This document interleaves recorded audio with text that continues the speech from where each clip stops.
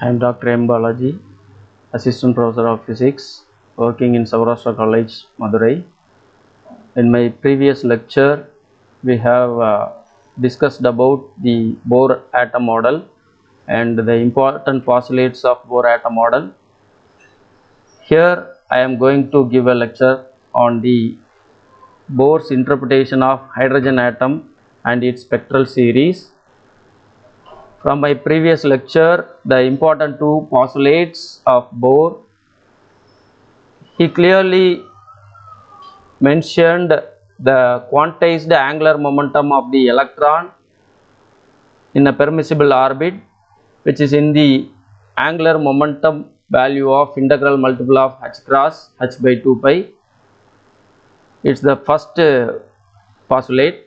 The second postulate he has mentioned in a stationary orbit, in a stable atmosphere, the electrons are only revolving around the nucleus, that won't eject any photonic energy of electromagnetic radiation. When the electrons jumps from the higher orbital into the lower orbital, then only that will eject the photonic energy.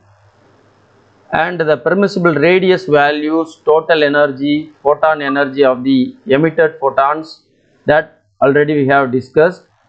And the orbital radius are presented the ratio of 1:4:9:16 like that. So the principal quantum number, which is proportional to the R value, and in the meantime the total energy is the sum of potential energy and kinetic energy, and it is proportional to the Z squared by n squared. This already we have discussed. Here we are going to discuss about the Bohr's interpretation of hydrogen atom. As Bohr's postulates, when the electron jumps from the higher orbital into the lower orbital, the emitted frequency value V equal to E higher orbital energy of the higher orbital minus energy of the particular orbit divided by Planck's constant. So this is the frequency relationship. When you substitute these values, suppose if we take the energy of the higher orbital NEN2, which is equal to minus ME power 4 by 8 epsilon naught squared h squared into 1 by n2 squared, and the lower orbital value En1, which is equal to minus ME power 4 by 8 epsilon naught squared h squared into 1 by n1 squared. When you substituting these two values in the equation, we can take out of these common terms ME to the power 4 by 8 epsilon naught squared h squared. It's a common term, it's a constant value for both of these energy terms, so we can take it out, and the remaining term, which is equal to into 1 by n1 squared minus 1 by n2 squared. So from this frequency variation, we can calculate the wave number value. Wave number is the reciprocal of the wavelength, we all know that. So the wave number value, which is equal to 1 by lambda, so we can write V by C, lambda equal to C by V, so 1 by lambda equal to V by C. When we substituting these values, so we can get the relationship, the constant value which is known as the Rydberg constant, ME to the power 4 divided by 8 epsilon naught squared C h cube, which is called as Rydberg constant.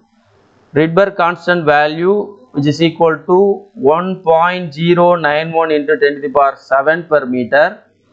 That value which is existed from this relationship, that is nothing but the mass of the electron. When you substituting these values, mass of the electron, charge of the electron, and it's a permittivity of free space epsilon naught, and C is the velocity of light, and the Planck's constant.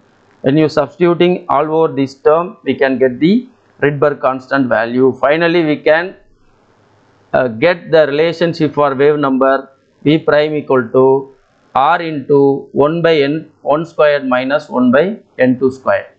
So these are the values when the electron jump over the higher orbital into the lower orbital. The Bohr has already derived the values of the emitted photons. Particularly, he has given the name of the permissible orbit: Lyman series, Bohra series, Paschen series, and bracket series, and Pfund series. Here, the Lyman series is nothing but any electrons from the higher orbital which jumps towards the n1 value, n equal to 1, the principal quantum number n equal to 1 at that state, that is called Lyman series. So the initial orbits may be 2, 3, 4, any values, but that will be coming to the final orbit n1 value, n1 equal to 1, that is called Lyman series. These Lyman series are presented in the ultraviolet region. And the Bohra series. Bohra series is the final orbit n1 value which is equal to 2. So the electron from the higher orbitals n equal to 3, 4, 5, that comes to the second orbital, that is called Bohra series. And the emitted spectral region which are in the visible light region. Similarly for Paschen, bracket, and Pfund series, all these next higher level series are in the infrared region. So these are the energy values. Here I mentioned the energy of the Lyman series, which is in the range of minus 13.6 electron volt.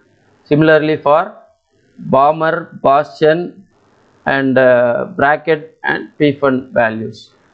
So these are the values he has derived for hydrogen spectral series. I hope you all can understand the Bohr atom model for the basic hydrogen atom. Thank you.